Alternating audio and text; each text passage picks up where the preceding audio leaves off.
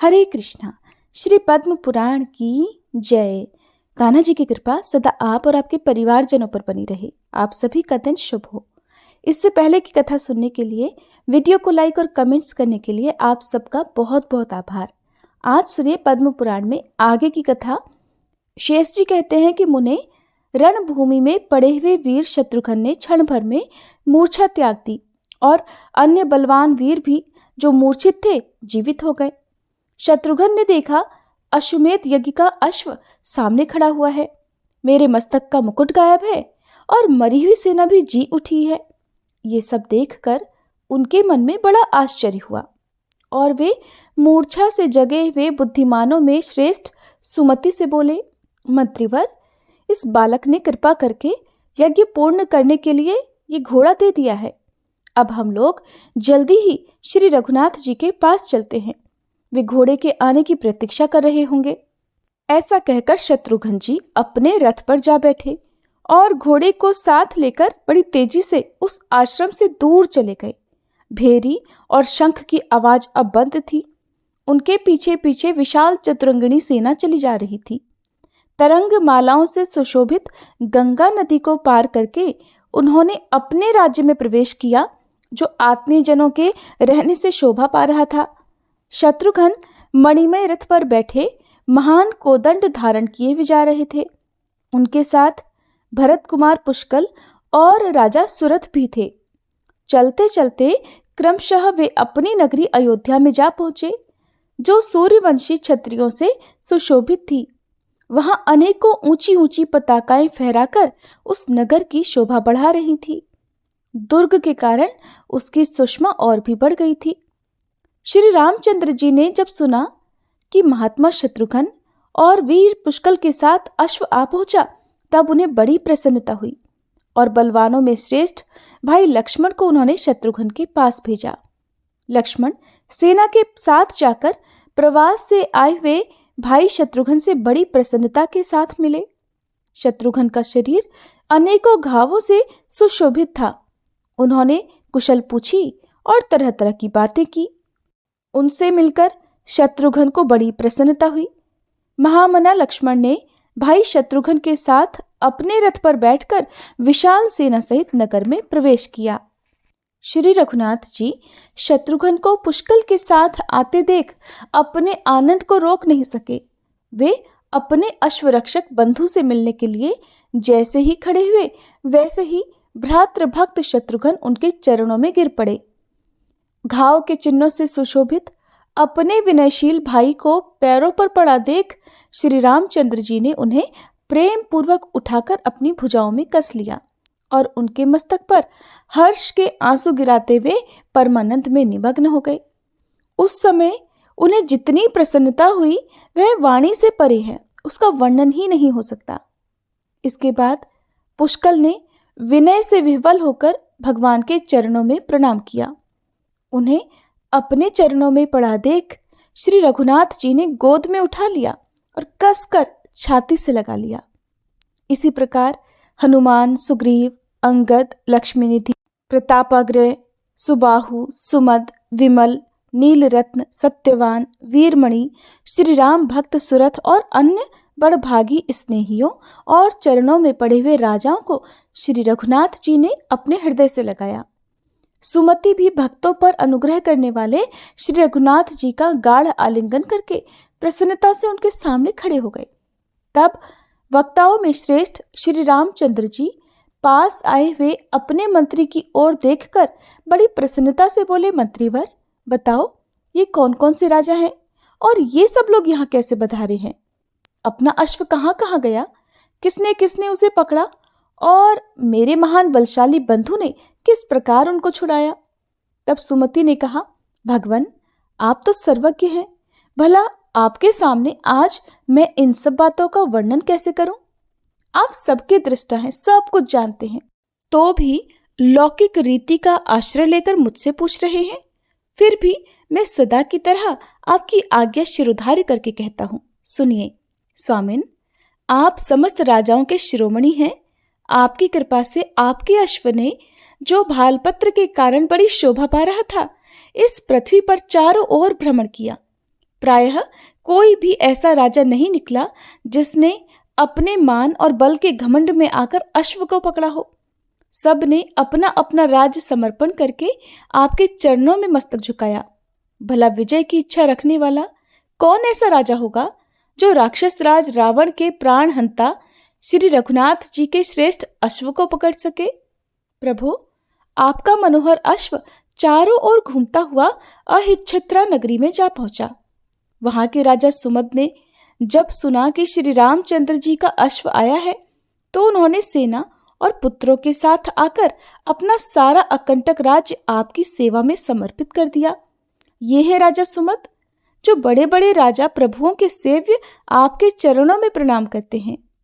इनके हृदय में बहुत दिनों से आपके दर्शन की अभिलाषा थी। प्रभु, आज अपनी कृपा दृष्टि से इन्हें अनुग्रहित कीजिए। अहिच्छत्रा नगरी से आगे बढ़ने पर वह अश्व राजा सुबाहु के नगर में गया, जो सब प्रकार के बल से संपन्न है। वहां राजकुमार दमन ने उस श्रेष्ठ अश्व को पकड़ लिया। फिर तो युद्ध छिड़ा और पुष्कल ने सुबाहु पुत्र को मूर्छित करके विजय प्राप्त की। तब महाराज सुबाहु भी क्रोध में भरकर रणभूमि में आए और पवन कुमार हनुमान जी से बलपूर्वक युद्ध करने लगे। उनका ज्ञान शाप से विलुप्त हो गया था। हनुमान जी के चरण प्रहार से उनका शाप दूर हुआ और वे अपने खोए हुए ज्ञान को पाकर अपना सब कुछ आपकी सेवा में अर्पण करके अश्व के रक्षक बन गए। ये ऊंचे डील डौल वाले राजा सुबाहु हैं जो आपको नमस्कार करते हैं। प्रभु, ये युद्ध की कला में बड़े निपुण हैं। आप अपनी दया दृष्टि से देखकर इनके ऊपर स्नेह की वर्षा कीजिए। इसके बाद अपना यज्ञ संबंधी अश्व देवपुर में गया, जो भगवान शिव का निवास स्थान होने के कारण अत्यंत शोभा पा रहा था। वहां का हाल तो आप जानते ही हैं, क्योंकि स्वयं आपने पदार्पण किया था। इसके बाद विद्युन्माली दैत्य का वध किया गया। उसके बाद राजा सत्यवान हम लोगों से मिले। महामते, वहां से आगे जाने पर कुंडल नगर में राजा सूरत के साथ जो युद्ध हुआ उसका हाल भी आपको पता ही है। कुंडल नगर से छूटने पर अपना अश्व सब और बेखटके विचरता रहा। किसी ने भी अपने पराक्रम और बल के घमंड में आकर उसे पकड़ने का नाम नहीं लिया। नरश्रेष्ठ, इसके बाद लौटते समय जब आपका मनोरम अश्व महर्षि वाल्मीकि के रमणी आश्रम पर पहुंचा, तब वहां जो कौतुक हुआ उसको अब ध्यान देकर सुनिए। महाराज, वहां एक 16 वर्ष का बालक आया, जो रूप रंग में बिल्कुल आपके ही समान था। वह बलवानों में श्रेष्ठ था। उसने भाल पत्र से चिन्हित अश्व को देखा और उसे पकड़ लिया। वहां सेनापति कालजित ने उसके साथ घोर युद्ध किया, किंतु उस वीर बालक ने अपनी तीखी तलवार से सेनापति का काम तमाम कर दिया। फिर उस वीर शिरोमणि ने पुष्कल आदि अनेकों बलवानों को युद्ध में मार गिराया और शत्रुघ्न को भी मूर्छित कर दिया। तब राजा शत्रुघ्न ने अपने हृदय में दुख का अनुभव करके क्रोध किया और बलवानों में श्रेष्ठ उस वीर को मूर्छित कर दिया। शत्रुघ्न के द्वारा जैसे ही वह बालक मूर्छित हुआ, वैसे ही उसी के आकार का एक दूसरा बालक वहां पहुंचा। फिर तो उसने और इसने भी एक दूसरे का सहारा पाकर आपकी सारी सेना का संहार कर डाला। मूर्छित हुए सभी वीरों के अस्त्र और आभूषण उतार लिए। फिर सुग्रीव और हनुमान, इन 2 वानरों को उन्होंने पकड़कर बांध लिया और इन्हें वे अपने आश्रम पर ले गए। फिर कृपा करके उन्होंने स्वयं ही वह यज्ञ का महान अश्व लौटा दिया और मरी हुई समस्त सेना को भी जीवन दान दे दिया। इसके बाद घोड़ा लेकर हम लोग आपके पास आ गए। बस इतनी ही बातें मुझे ज्ञात हैं प्रभु, जिन्हें मैंने आपके सामने प्रकट कर दिया। शेष जी कहते हैं, मुने, सुमति ने जो वाल्मीकि मुनि के आश्रम पर रहने वाले 2 बालकों के बारे में बताया, उसे सुनकर श्री रामचंद्र जी समझ गए कि वे दोनों मेरे ही पुत्र हैं। तो भी उन्होंने अपने यज्ञ में पधारे हुए महर्षि वाल्मीकि से पूछा, मुनिवर, आपके आश्रम पर मेरे समान रूप धारण करने वाले 2 महाबली बालक कौन हैं? वहां किस लिए रहते हैं? सुनने में आया है वे धनुर्विद्या में बड़े प्रवीण हैं। अमात्य के मुख से उनका वर्णन सुनकर मुझे बड़ा आश्चर्य हो रहा है। मुनिवर, वे कैसे बालक हैं जिन्होंने खेल ही खेल में शत्रुघ्न को भी मूर्छित कर दिया और हनुमान जी को भी बांध लिया था। महर्षि, कृपा करके उन बालकों का सारा चरित्र सुनाइए। तब वाल्मीकि जी ने कहा, प्रभु, आप तो अंतर्यामी हैं। मनुष्यों के संबंध की हर एक बात का ज्ञान आपको भला क्यों नहीं होगा? फिर भी आपके संतोष के लिए मैं कह रहा हूं। जिस समय आपने जनक किशोरी सीता को बिना किसी अपराध के वन में त्याग दिया था, उस समय वह गर्भवती थी और बार बार विलाप करती हुई घोर वन में भटक रही थी। परम पवित्र जनक किशोरी को दुख से आतुर होकर कुर्री की तरह रोती बिलखती देखकर मैं उन्हें अपने आश्रम पर ले गया। मुनियों के बालकों ने उनके रहने के लिए एक बड़ी सुंदर कुटिया तैयार कर दी। उसी में उनके 2 पुत्र उत्पन्न हुए, जो अपनी कांति से 10 दिशाओं को प्रकाशित कर रहे थे। उनमें से एक का नाम मैंने कुश रख दिया और दूसरे का लव। वे दोनों बालक शुक्ल पक्ष के चंद्रमा की तरह वहां प्रतिदिन बढ़ने लगे। समय समय पर उनके उपनयन आदि जो जो आवश्यक संस्कार थे, उनको भी मैंने संपन्न किया और उन्हें अंगों सहित संपूर्ण वेदों का अध्ययन कराया। इसके सिवा आयुर्वेद, धनुर्वेद और शस्त्र विद्या आदि सभी शास्त्रों की उनके रहस्यों सहित शिक्षा भी दी। इस प्रकार संपूर्ण शास्त्रों का ज्ञान कराकर मैंने उनके मस्तक पर हाथ रखा। वे दोनों संगीत में भी बड़े निपुण हुए। उन्हें देखकर सब लोगों को विस्मय होने लगा। षडज, मध्यम, गांधार आदि स्वरों की विद्या में उन्होंने बड़ी कुशलता प्राप्त की। उनकी ऐसी योग्यता देखकर मैं प्रतिदिन उनसे परम मनोहर रामायण काव्य का गान कराया करता हूँ। भविष्य ज्ञान की शक्ति होने के कारण इस रामायण को मैंने पहले ही बना रखा था।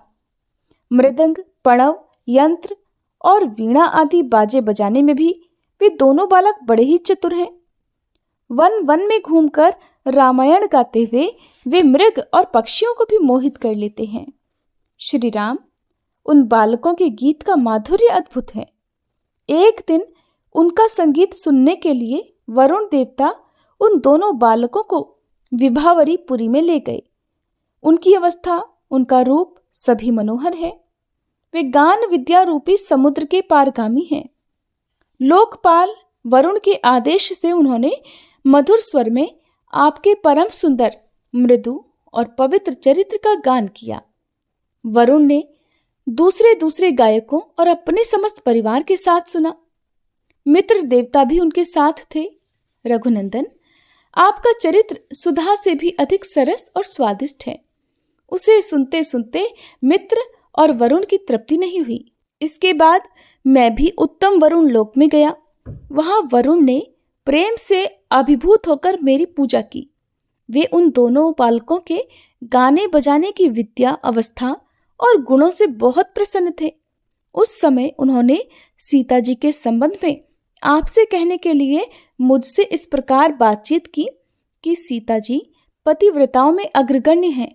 वे शील, रूप और अवस्था सभी सद्गुणों से संपन्न हैं। उन्होंने वीर पुत्रों को जन्म दिया है। वे बड़ी सौभाग्यशालिनी है, बिल्कुल भी त्याग करने के योग्य नहीं है। उनका चरित्र सदा से ही पवित्र है। इस बात के हम सभी देवता साक्षी हैं। जो लोग सीता जी के चरणों का चिंतन करते हैं, उन्हें तत्काल सिद्धि प्राप्त होती है। सीता जी के संकल्प मात्र से ही संसार की सृष्टि, स्थिति और लय आदि कार्य होते हैं। श्री राम, आपकी जानकी ही स्वर्ग, मोक्ष, तप और दान है। ब्रह्मा, शिव तथा हम सभी लोकपालों को वे ही उत्पन्न करती हैं। आप संपूर्ण जगत के पिता और सीता सबकी माता हैं। आप सर्वज्ञ हैं, साक्षात भगवान हैं। इसलिए आप भी इस बात को जानते हैं कि सीता जी नित्य शुद्ध हैं। वे आपको प्राणों से भी बढ़कर प्रिय हैं। इसलिए जनक किशोरी सीता को शुद्ध और अपनी प्रिया जानकर आप सदा उनका आदर करें। प्रभु, आपका यह सीता जी का किसी शाप के कारण पराभव नहीं हो सकता। मुनिश्रेष्ठ वाल्मीकि जी, मेरी ये सारी बातें आप साक्षात महाराज श्री रामचंद्र जी से कहिएगा। इस प्रकार सीता जी को स्वीकार करने के संबंध में वरुण ने भी मुझसे अपना विचार प्रकट किया था। इसी तरह अन्य सब लोकपालों ने भी अपनी अपनी सहमति दी है। देवता, असुर और गंधर्व सबने कौतूहलवश आपके पुत्रों के मुख से रामायण का गान सुना है। सुनकर सभी प्रसन्न ही हुए हैं। इन्होंने आपके पुत्रों की भी बड़ी प्रशंसा की है। उन दोनों बालकों ने अपने रूप, गान, अवस्था और गुणों के द्वारा तीनों लोगों को मोह लिया है। सीता जी ने आपकी मरी हुई सेना को जिलाकर उसे प्राण दान दिया है। इससे सब लोगों को उनकी शुद्धि पर विश्वास हो गया है। ये लोगों की प्रतीति के लिए प्रत्यक्ष प्रमाण है। ये प्रसंग पतित पुरुषों को भी पावन बनाने वाला है। मानद, सीता की शुद्धि के विषय में न तो आपसे कोई बात छिपी है, न हम लोगों से और न देवताओं से ही। केवल साधारण लोगों को ही कुछ भ्रम हो गया था, किंतु इन सारी घटनाओं से वह भी अवश्य दूर हो गया। शेष जी कहते हैं, मुने, भगवान श्री राम यद्यपि सर्वज्ञ हैं, तो भी जब वाल्मीकि जी ने उन्हें इस प्रकार समझाया तो वे उनकी स्तुति और नमस्कार करके लक्ष्मण जी से बोले, तात, तुम सुमित्र सहित रथ पर बैठकर धर्मचारिणी सीता को पुत्रों सहित ले आने के लिए अभी जाओ। वहां मेरे और मुनि के इन वचनों को सुनाना और सीता जी को समझा बुझाकर जल्दी ही अयोध्यापुरी में ले आना। हरे कृष्णा। आज के अध्याय में बस इतना ही। इसके आगे का वृतांत आप सभी अगली कथा में जरूर सुनिएगा।